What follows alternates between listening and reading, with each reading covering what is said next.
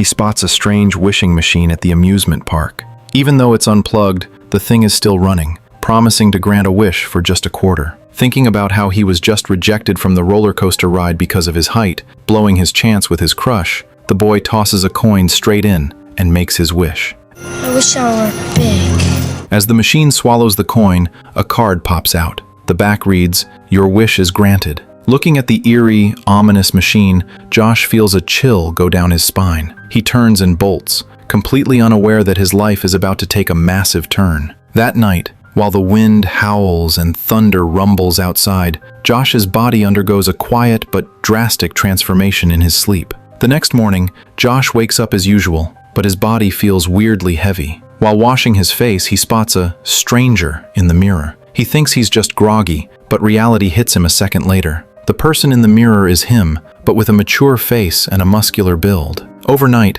Josh has aged more than 10 years. His mom calls him down for breakfast. Instinctively, he runs back to his room to get dressed, but he finds that card in his pocket. He realizes the machine actually granted his wish. His jeans don't even fit anymore. He has to sneak into his dad's closet to put on some adult clothes, then sprints out of the house. He knows the only way to fix this is to find that machine. But when he gets back to the amusement park, it's a total wasteland. Because of last night's storm, the carnival has already packed up and moved on. Helpless, he goes back home to explain everything to his mom, but she mistakes him for an intruder and backs away in terror. Josh tries desperately to explain who he is, sharing personal details to make her believe him, but it backfires completely. His mom is convinced he's not only a pervert, but has also kidnapped her son. She grabs a knife, ready to take him out to save herself. Terrified, Josh flees the scene. With nowhere to go, Josh sneaks into his school. He figures Billy, his best friend since childhood,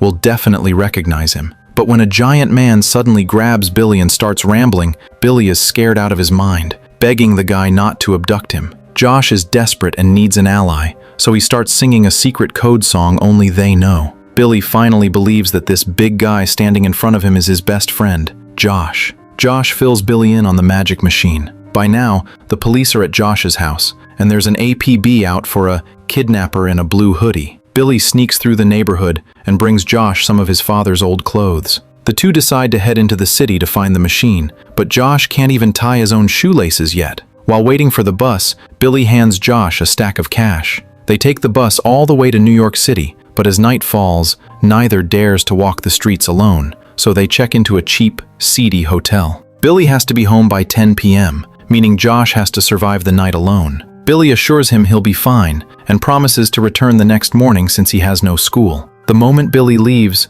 Josh locks the door, but then panic sets in. He rushes to close the window, but the walls are paper thin. The arguments from the guests next door get louder and sound like they're creeping closer. Josh quickly barricades the door with a dresser, curls up on the bed, stiff with fear, and keeps calling for his mom. Like any kid spending their first night alone, Josh cries for a long time and sleeps with the lights on. The next day, Josh and Billy scour every arcade in the area, but the machine is nowhere to be found. To pinpoint its location, they visit the Department of Consumer Affairs to track the mobile carnival. However, the clerk tells them the schedule won't be available for 6 weeks. Josh feels completely lost. They have to figure out how to survive for these 6 weeks. To stay alive, Josh decides to get a job. Scanning the classifieds, an ad for a toy company catches his eye. He figures if the job is just playing with toys, nothing in the world could be better. Plus, he loves computer games, which might help. On his resume, Josh lies about having 4 years of computer experience.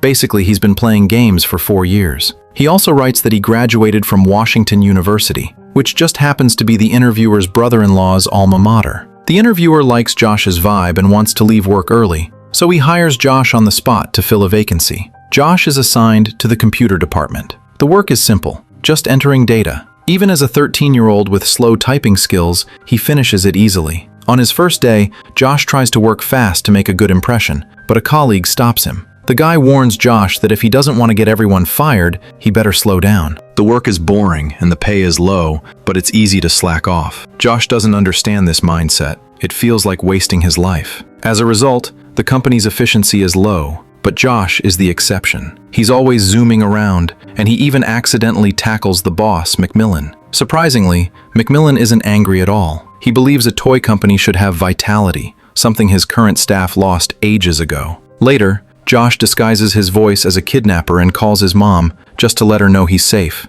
assuring her that Josh will return home soon. His mom's fierce warning actually warms his heart. It reminds him that there's always someone out there waiting for him. Without his mom's rules, Josh is free to live the dream. He watches TV as late as he wants, eats only the creamy centers of his Oreos, and doesn't sit back from the screen. When gunshots ring out outside, he barely flinches. It seems he's actually growing up a little. A month later, Josh gets his first paycheck, a check for $187. His cubicle neighbor mocks the small amount, but to Josh, it's an absolute fortune. He and Billy head to the bank and cash it out for $100 bill and 87 singles. The two rush out, flush with cash, and buy every snack and toy they ever wanted. They sprawl out on the floor, stuffing their faces and playing hard. Josh has never been happier, finally understanding why adults don't pick at their food. They only buy what they like. But that night, regret kicks in as a massive stomach ache keeps him awake. He dials his home number.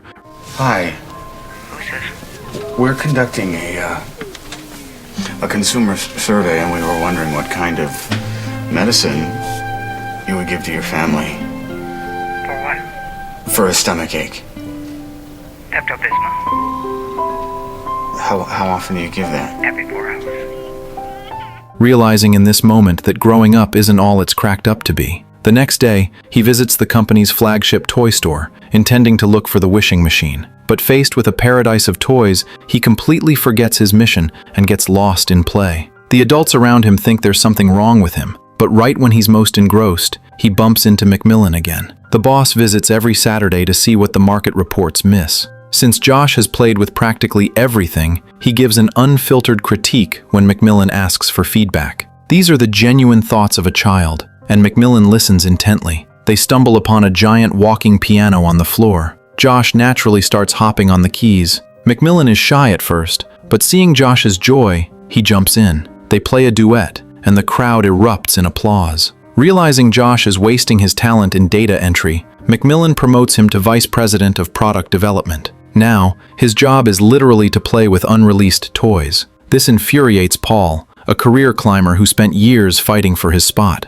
Josh skyrocketed to the top in a week and even got a bigger office. Josh brings Billy into the fold, where they enjoy free toys and even have a secretary to wait on them. Billy is green with envy, convinced that being an adult means eternal happiness. Soon, there's a board meeting. Paul is droning on with a boring presentation, but Josh is zoning out, playing with a prototype. When Paul finishes, Josh drops a reality check. Speaking from a kid's perspective, he asks if they can turn a building morphing toy into a robot bug, a prehistoric creature, or a car. Compared to a boring gray building, kids would obviously prefer robots. The room lights up. The executives never thought of that. Paul is humiliated. The creative director just got upstaged by a rookie. Convinced Josh is a corporate spy, Paul investigates his background but finds nothing. It's like Josh appeared out of thin air. Macmillan rewards Josh with a massive loft apartment. Instead of furniture, Josh fills the space with toys. He and Billy play from dawn to dusk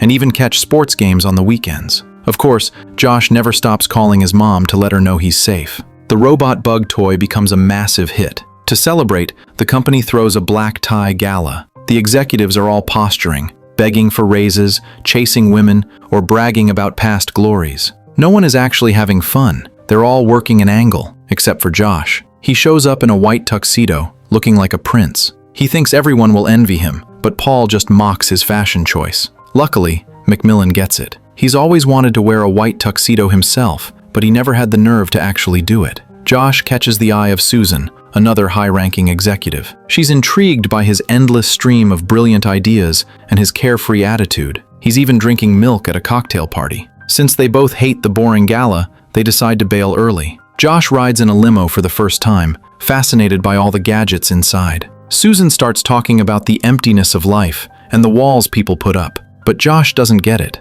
To him, life is fun and making friends is easy. For instance, Susan decides to stay the night, but Josh completely misses the subtext. When they enter his apartment, Susan is floored. The place is packed wall to wall with toys, looking nothing like an adult's home. Josh drags Susan onto a trampoline. At first, she hesitates, worried about looking undignified or flashing someone, but Josh's infectious energy breaks down her walls, and she finally lets go. They play with every toy in the loft until bedtime. Susan gets nervous, anticipating an intimate moment. She tries to strike a sexy pose, hoping to spark something, but Josh literally takes a running leap and belly flops onto the bed. Susan finally realizes that when he said sleeping, he meant actually sleeping. Before lights out, Josh gives her a glow-in-the-dark compass, so she won't get lost in her dreams. Susan has never experienced a night like this. She feels a mix of shame and relief, as if she's recovering a part of herself she lost long ago.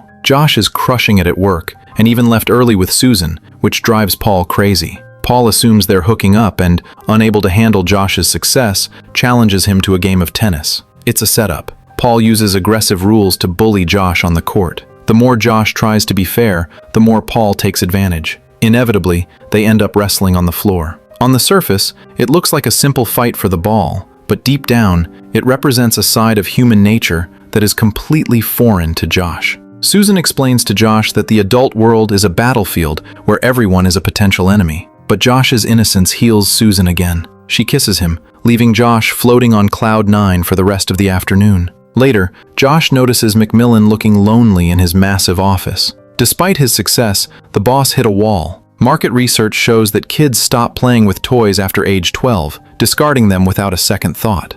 You can't keep a kid from growing up.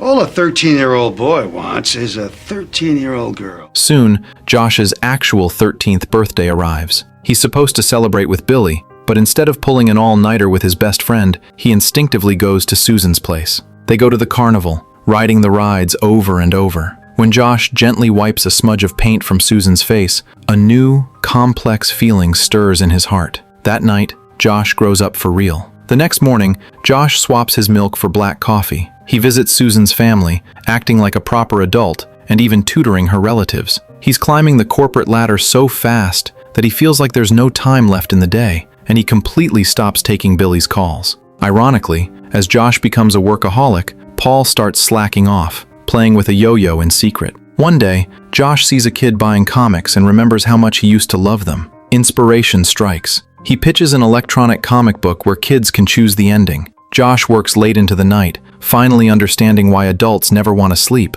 They're too busy. Billy tracks Josh down again. The Department of Consumer Affairs has finally provided the location of the wishing machine, but Josh is so deep in work mode that he dismisses Billy. He's forgotten he's a child. Billy leaves, heartbroken and disappointed. Meanwhile, Josh's mom is still searching for him, but the police can't find a person who technically doesn't exist. Late into the night, Josh finally wraps up his work. He boots up that game again. It feels like everything happened yesterday, yet at the same time, it feels like a decade has passed. The autumn leaves are turning red. Josh sees two kids playing in the street. One is Billy, and the other is supposed to be him. The kids complete their first semester, and the teacher snaps a class photo to capture the memory. Suddenly it hits Josh. This is the life he's supposed to be living. He realizes he's living a lonely existence and deeply regrets growing up. He tries to tell Susan the truth, but she doesn't believe him, thinking he's just making up excuses to bail on their relationship. They part ways on bad terms. The next day,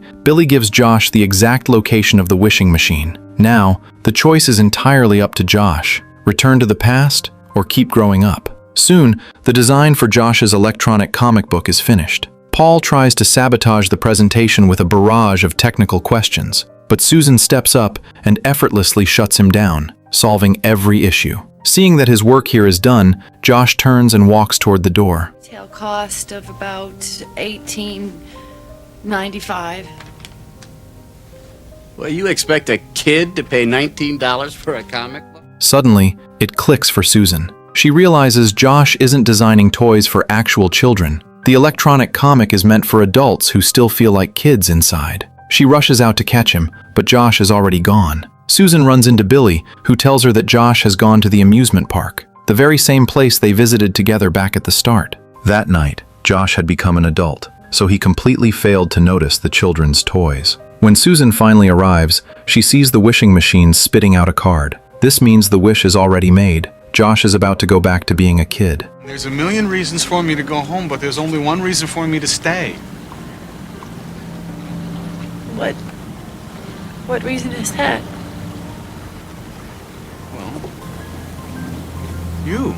Susan doesn't want Josh to leave, fearing that this marks the end of their relationship. Josh doesn't understand this yet, at least not right now. Susan drives Josh back to his house. They share one last goodbye, but this time, the kiss is on his forehead. They make a promise to never forget each other for 10 years. We were so foolish as kids, always dreaming of growing up fast. But when you finally witness the hustle of the real world, when you realize your friends are drifting away, and when you're fighting off that crushing loneliness, only then do you wake up and realize it's not just time that you can never get back.